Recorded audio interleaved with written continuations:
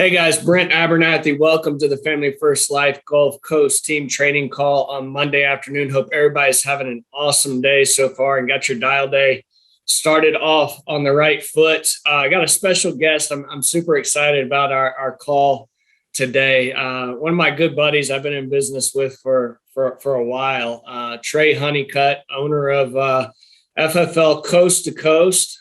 Trey's out in California and got a lot of growth going on, has had a lot of consistent growth for a long time. And dude, I'm going to let you rip on this thing, but I do want to say before I kind of turn it over to you, there's everybody within this business, you meet a lot of different people, Trey, that have a lot of strengths and weaknesses and this and that. We all have them. And one thing I've always appreciated about you is every single person that comes in contact with you knows who you are and knows that you're coming from the heart and you genuinely care about helping people, right? You're just an awesome human being to be around, great sense of humor, all that sort of good stuff. But I always know that whatever you're saying to somebody, it's heartfelt.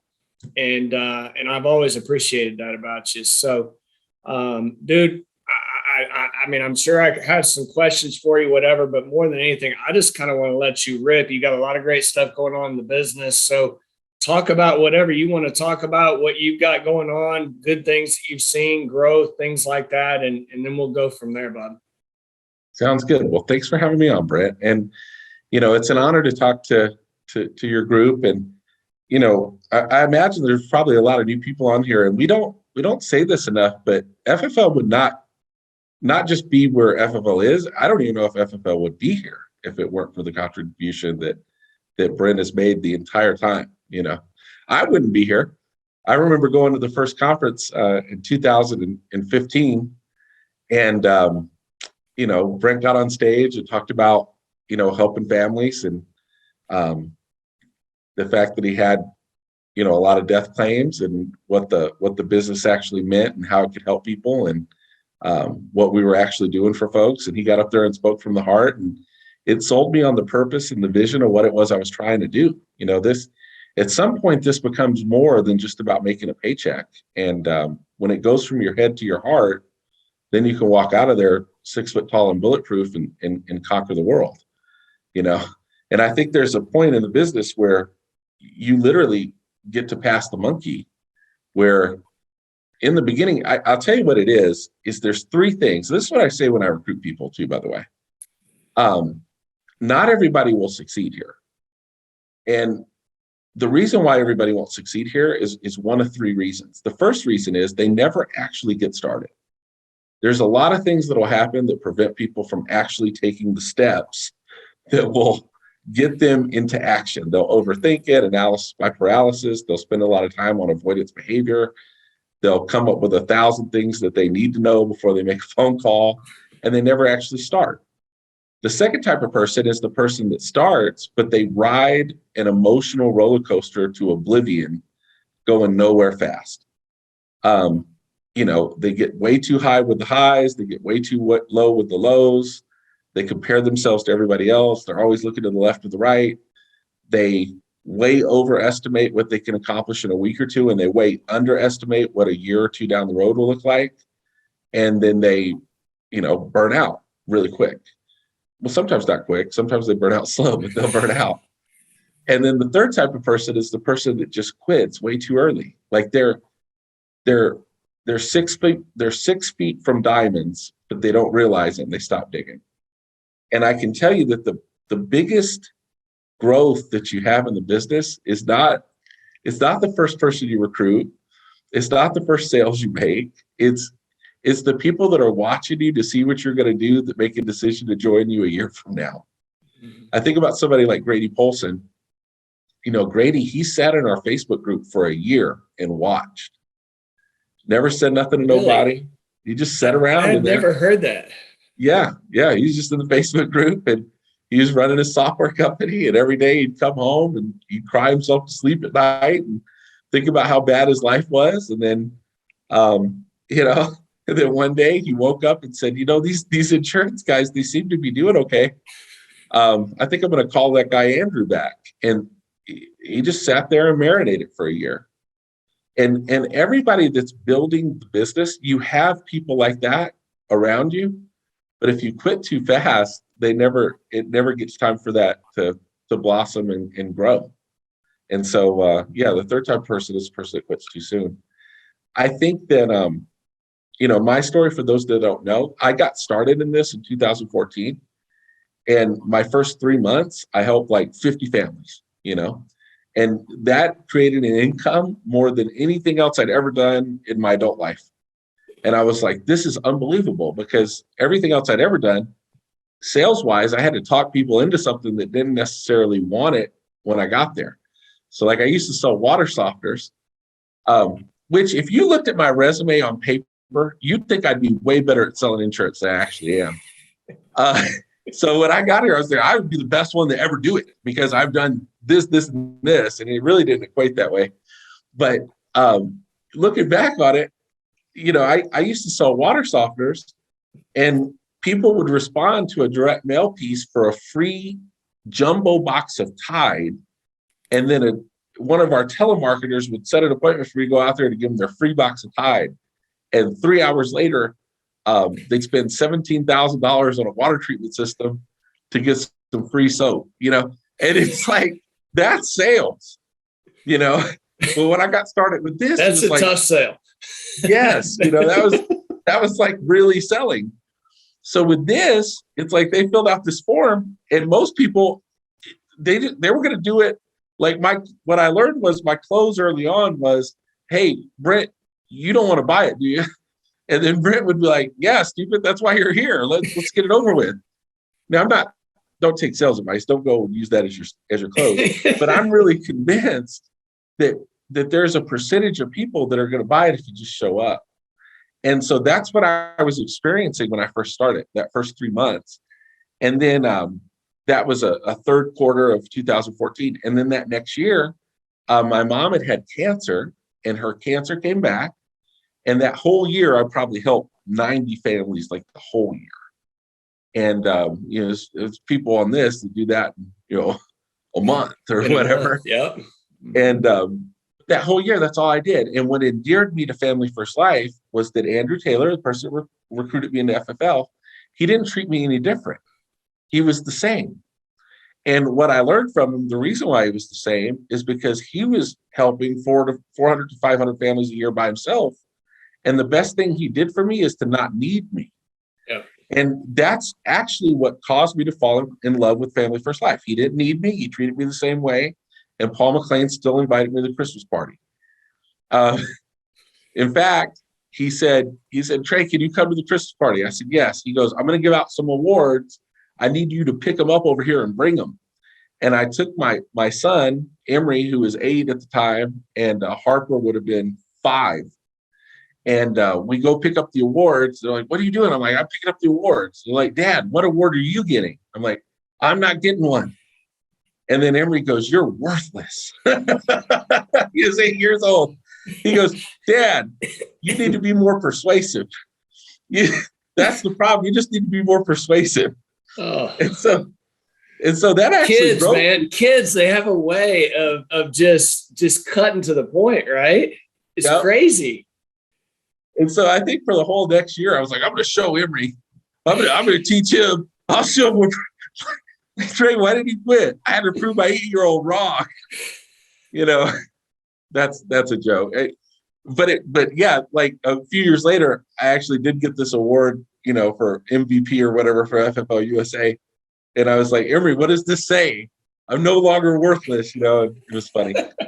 But that's what endeared me to FFL that second year was Andrew was the same. He believed in me, but he wasn't counting on me. He was still recruiting new people. He was still helping families. He showed up to work every single day, no matter what.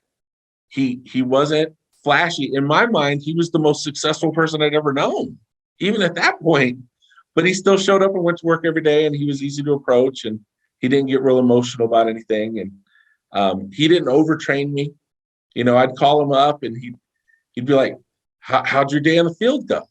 And I'd go, well, the first 4 didn't show up. The fifth one was there, but the wife wasn't there, and I didn't know he was married to the end. I sold the sixth one, but they canceled on the way home. And on my last one, I was able to help them with an accidental death policy for $17 a month. He's like, bummer, like, how's everything else going? I mean, that was the conversation. Like, he didn't jump in there and be like, so, this is how you tie down your appointments, and you need to ask what color the house is. And, you need to tell him you look like John Travolta. Like, he didn't overtrain me. He just let it be normal that was part of the way that it is. And that he goes through that too. And he has all this success. So I just need to do more. But what happened was, when my mom ended up passing away from cancer, Andrew gave me a job in his office because I was depressed. And he's like, hey, why don't you come into the office and you can work for me? And I was like, all right. So when I get there, he's like, so what are you going to do? And I'm like, I don't know. I could recruit though. He's like, all right, we'll see how that goes. And that's how that started. And at that point, that would have been May of 2016 or so. I think Andrew's whole team was helping like 180 families a month. It was his whole team. And by May of the next year, they were helping 800 families a month. And he actually doubled the first 3 months. So what I learned in that process about recruiting is a few mistakes I think people make is, number one, they don't do it consistently. Number two, they don't do it enough. And number three, they stop too soon. You say, well, what do you mean stop too soon? Does that mean that you recruit 4 people and then you don't recruit anybody for a few weeks? Well, yeah, sometimes that's what I mean by that. But the other thing I mean by that is, Brent, if I put somebody into contracting and never talk to them again, I stopped recruiting that person too soon. This isn't just like check the box, let's get Bob started. Bob, you have an American writing number. What the heck do you want with me? That's not the answer. I think too many people look at it like that. A lot of your marketing and social media and communication and email and text blasts and all these other things, it's not just to get new recruits, it's to get the recruits that you have re-recruited. So the way you got to look at recruiting is somebody isn't actually recruited until they've helped a family, they've recruited somebody that's helped a family, and they've gone to the national conference. And until that happens, I'm not stopping with them. And I think the other thing that needs to happen is you have to be as uncomfortable not having 10 brand new agents that you're talking to all the time. Like you say, what's a brand new agent? The same dumb questions that you get that you don't like to answer all the time. Like, you need to be answering that all the time for new people. The trap that you fall into is like, you're selling insurance with your buds, and that's who you talk to at 10 o'clock at night on the way home. Exactly. And then you don't have anybody new that's like practicing the phone script with you. Like, you need to be in that mode with 10 brand new people all the time. And if you don't have 10 people like that, you should be having that pit, that feeling in the pit of your stomach like you do when it's Monday night, you didn't start dialing until 6, and come 9 o'clock, you have 4 appointments for the next 2 days. And you're like, what am I doing with my life? I just blew it. Kiefer has 37 appointments for the next 2 days, and I only have 4. I'm a loser. I'm going to go stress eat right now. Like, you need to feel like that, No, don't do that. That's not a good plan. Hey, Chick-fil-A is not health food just because it's chicken. Doesn't help. It's my favorite place, man. How'd you know that? Why do I keep gaining weight? I'm eating Chick-fil-A. I know. What's going on? That's why I need to lose 40 pounds right there. So I think that's a big part of it.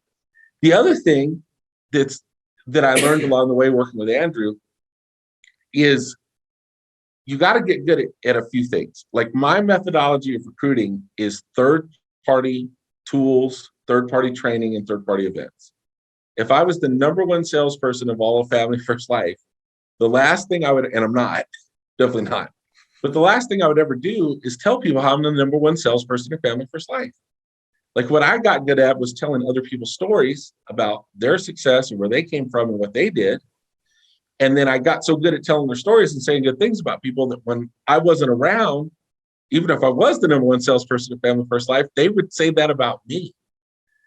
But think about how if you can get good at recruiting without talking about how much you're killing it, then you get really good at recruiting. And people say, well, don't I have to help 75 families a week like Vivian? Like Vivian helps 74 families in 2 days, don't I have to be like that? Dave Witcher recruited half of the Western Hemisphere in 2 days. Like, don't I need to have a story like that in order to be successful? No, like people don't care about that. People follow people who know who they are, know where they're going, and know how they're going to get there. So a lot of my recruiting conversation is like this, like Brent, like if we were to decide to go on this journey together and we're going to get in the trenches and run, and in 90 days, you expect to be at a certain place. If 60 days into it, you aren't at that place or you aren't making reasonable progress, what do you expect me to do? And then Brent's going to be like, I want you to tell me, So I have your permission to be honest with you. Yeah, I have your permission to be honest. Yes, yeah, absolutely, Trey. You have permission to be honest. Listen, I'm not the number one person in this thing. I'm not the best recruiter. I'm not the best salesperson. If I don't have an answer, I'm going to figure it out. We're either going to both make it or we're going to be both dead on the side of the road, dismembered. But one way or the other, we're going to find out fast if it's going to work. Like, that's how I would sell people on it. Just letting them know that I was going to be there and I'd do anything I can to help. And your goal in this business is to pull out the stops in support of people's efforts. The trap is everybody talks a big game, but they don't do nothing. So you got to be good at finding the ones that do something. And once they're doing and they're putting in effort, like the most expensive thing in this business is turnover.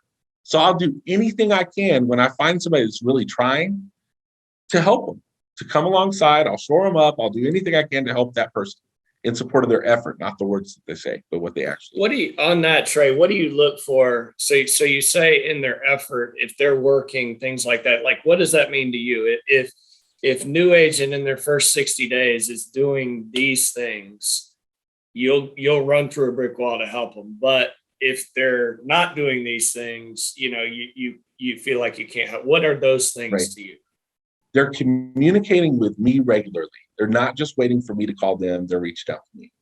When I do talk to them, they have a good attitude and they're grateful. They're investing money on leads. They're showing up to the dial teams. They're showing up to the meetings. They're showing up to the trainings. They're on the calls. They're engaged in the business. I know that they're doing training outside of just our conversations. And I enjoy working with them. A trap in the business is you talk Bob into doing it, and then the third phone call you get from Bob, you already don't want to talk to him. You need to address that early on. Like, I always looked at it, if it's not working with this agent, they shouldn't have gotten, they got too far into the process. Like, I probably shouldn't have recruited that one. That doesn't mean they aren't good for FFL. Sometimes there's people that aren't good fits for your team. They'd just be a good fit for somebody else's, and that's okay.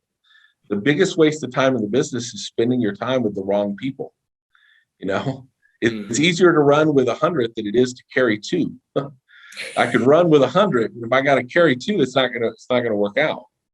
So I think it's important. The thing I learned early on, I remember at those first conferences, Sean Ruggiero talking about recruiting and about being selective.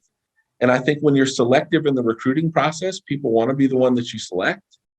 But if you just set this thing up where you just take anybody and everybody for any reason, like Bob, like, when can you get the contracting done? Well, I got to go to the library and it's $1.50 for the bus pass. And so I probably am not going to get that done until next Wednesday. And hey, do I have to buy leads and do I have to drive? No, Bob, you just sell on the phone. It's okay. You have to buy leads. We got old ones. They don't just don't recruit Bob. Like, Bob, I don't think it's going to work. I mean, I'd be lying to you if I think you probably should find something else. Yeah. It's okay to do that. 100%. And it's okay that this is not right for Bob too. It's like, that's right. I mean, this is right for whoever wants to go work and go get it, it might not be a good fit for some. And like you said, that's okay, but what we're looking for is we're looking for the people that want to go do it, want to go help the families, want to help their own, want to do what's necessary to get those results, not sit around and wonder why they're not getting results. They're putting the action into, changing their life and helping these families. That's what I'm hearing you say, basically, is you're just basically looking for who is doing those things, and you will do anything you can for those people. Right. But now the ones that maybe aren't, right, people like Bob, you're having that conversation with them quickly, like, hey, dude, this is not going to be a good fit for you unless you change this, and this. Are you willing to do that? And if they say yes, then cool, you keep moving with them. But if they're like, yeah, it's not me, but okay, well, this isn't for you. You're having those tough conversations and honest conversations with people up front about what it does take to have success. And it's always centered on them. It's not because it benefits me and it grows my business faster. If somebody's in the wrong spot, I need them to find out quickly, because it hurts their family to just play games. Like if it's not this, they need to go do something else so that they can support their family. I'm not trying to just drag people along for no reason at all. And have them be disillusioned and hate me and hate FFL and hate themselves. I don't want them to do any of that stuff. Just like this isn't for everybody. Do I believe that everybody can do it? They're going to all have to go through a lot of changes. The way you arrive here and where you end up when you get to a certain level of success, like you have to grow a lot and you have to make changes. Like one of the major changes I had to make is I would expect too much from people. I recruited 5 and I'm like, well, how come they aren't taking it serious? And then I didn't recruit anybody else. I'm like, these are my 5. These are my little hens, and they are going to make me rich. That's the wrong way to look at it. The best thing you can do for somebody that's not doing as well is if they're not moving as fast as what you think, is find somebody else to move faster and prove the model with someone new. Believe in everybody, but don't count on anyone. That's the key. I love that, dude. It's funny. You beat me to the punch. I was going to ask you, when you made that statement, I was going to ask you looking back, like what were some of the biggest changes you had to make, right? Because like you say, it's crazy, man. I've been in the business for 12 years now, and I look back and there were certain points where I was like, I had to make this change. And then a year or two later, I had to make another big change. It's constant evolution, and it's constant growth in business knowledge, constant growth in how you deal with people, constant growth in knowledge of our specific business. I mean, it's if you're not consistently getting better as an individual at your craft, or you don't change how you approach every single day, well, I mean, you're gonna get stagnant. And if you're stagnant with FFL, you go in the wrong direction. That's right. Yeah, there is no staying the same. Like we were on a call yesterday with Andrew, and Andrew was talking about starting new legs. He's like, we all need to be starting new legs. And he goes, Trey, like if we don't start new legs, like a year from now, where are we going to be? And we'll be 30% less than we are right now, because the natural pull of this business is not up. It's not growth. It's attrition. That's the natural pull. Mm-hmm. So if you aren't growing and you're thinking you're just coasting along, staying the same, you're not staying the same. It's actually dying and you can't see it yet. Mm-hmm. And the hardest thing in this business is like momentum is like the hardest thing to get, and it's the easiest thing to lose. And what's tricky about it is you don't really see it when you're losing it right away. Then once it turns on you, it's like the hardest thing in the world to get back. So, I've been in several times in over the course since 2014. There's been several times where I'm coasting and I'm still looking like I'm doing good. And I have to have this conversation with myself, like, you aren't really coasting. Like the team's making you look better than you actually are. I don't want to be in the place where I'm working way harder than I need to be. Not that I need to be, but I'm working way harder than it looks like, and I'm not getting anywhere. That's what happens when momentum hits you the other direction. Yeah. So, Well, dude, I know you guys are you're fixing to wrap up your biggest month you've ever had. 3,600 families help in a month, which is phenomenal. And it's funny. I can look back and I remember early on where, you were talking about how Andrew's group was only helping X amount of families. I remember when your group was only helping 100 families a month, and it really doesn't seem like it was that long ago, because it really wasn't, right? Mm-hmm. We're talking a matter of a few years, maybe, right. And I know it's no wonder to me that your group's having the growth that you're having now and having your biggest month ever. Just where your thought process is, the way you're communicating it. I know you're communicating it here, so you're communicating it that way to your agents. And I know you got a lot of big things coming. You got your eyes on integrity, I'm sure, moving forward at some points. And also helping. I'm sure now you're looking at how can I help some of these other agents that are really working their tail off to get to a point where they have a possibility of selling their business and things like that as well. And, dude, I just appreciate, I know you've got a lot of stuff to do and it's a busy day for you and stuff. I appreciate you getting on. Is there anything else you want to leave the men and women with today? Well, these are the last three things. This is where people get blown out of the business. They make permanent decisions off temporary emotions. So the key is to help your organization understand not to get too high with the highs and not to get too low with the lows. The other thing is this comparison deal. Like so-and-so did this, so-and-so did that, and I'm only here and I should be there. You can't grow from where you should be. You can actually only grow where you actually are. So you're not going to grow from where you think you should be. You're only going to grow from where you actually are. So take inventory and then set up a game that you can win. This was the conversation I had with Andrew when I started working with him in the office. I said, my goal is this is what I'm going to do. I'm going to take 2 people a day, at least 2 every day, from not knowing about Family First Life to knowing about Family First Life. And if I do, and you say, well, how long does that take? A couple 2-minute conversations. Like, you're going to pay me for an 8-hour day for having a couple 2-minute conversations? No.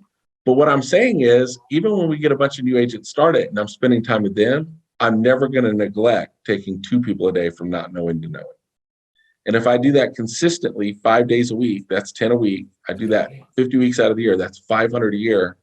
What are the odds if I take 500 people within the sound of my voice from not knowing to knowing about Family First Life? I pique their interest. I send them a video. I follow up with them. I see what they like about it.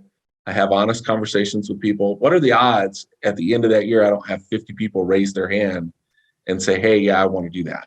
And what are the odds after 12 months out of those 50, I can't find 5 of those to go out and help 20 families a month? If I did that, that's 100 families a month with a 10% override, a little bit of a lot is a lot. That's a good income with 20 family a month helpers, right? Yep. And if I do that long enough and I'm consistent and persistent with it, then they'll do what I did. And if they did what I did at the end of that second year, that'd be 600 families a month. And that would be explosive growth. Yeah. People think explosive growth is like 7,500 families a month in 3 months.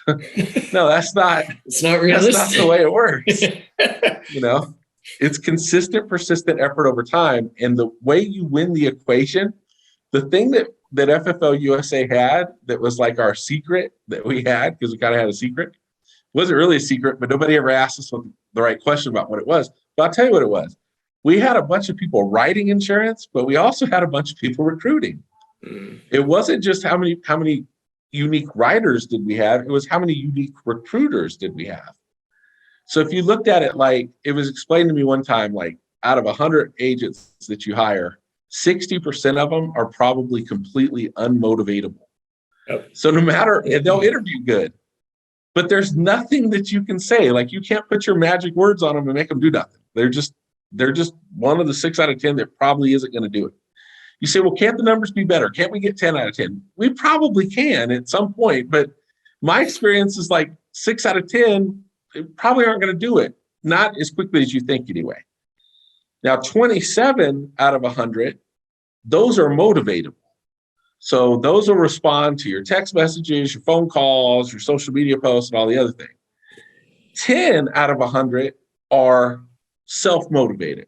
So that's 1 out of 10 people are going to do it with or without you. Like, you tell them to quit, they're still going to do it.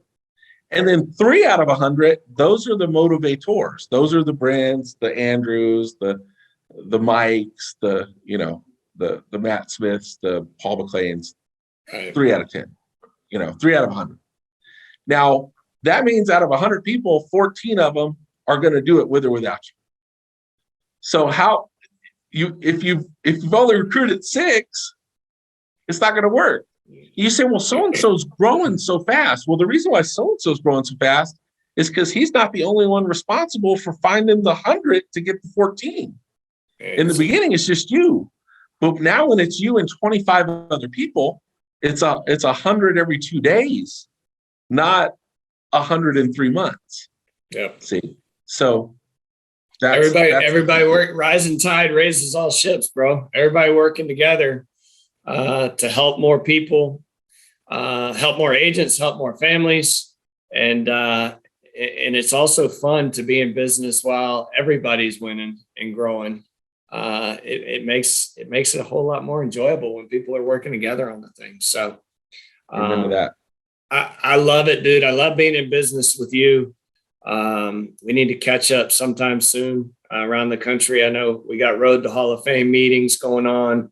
I know we got one, I think, coming up the end of this month up in Wisconsin. And get around Road to Hall of Fame meetings, Road to Integrity meetings, things like that. I know we'll catch up here shortly, but dude, I appreciate you taking the time out of your busy day to help the men and women on the call. And like I said, I just enjoy being in business with you, brother. Thanks for having me. All right, buddy. Have a good rest of the day. Okay, Trey? All right. You too, Brent. All right, buddy. Bye.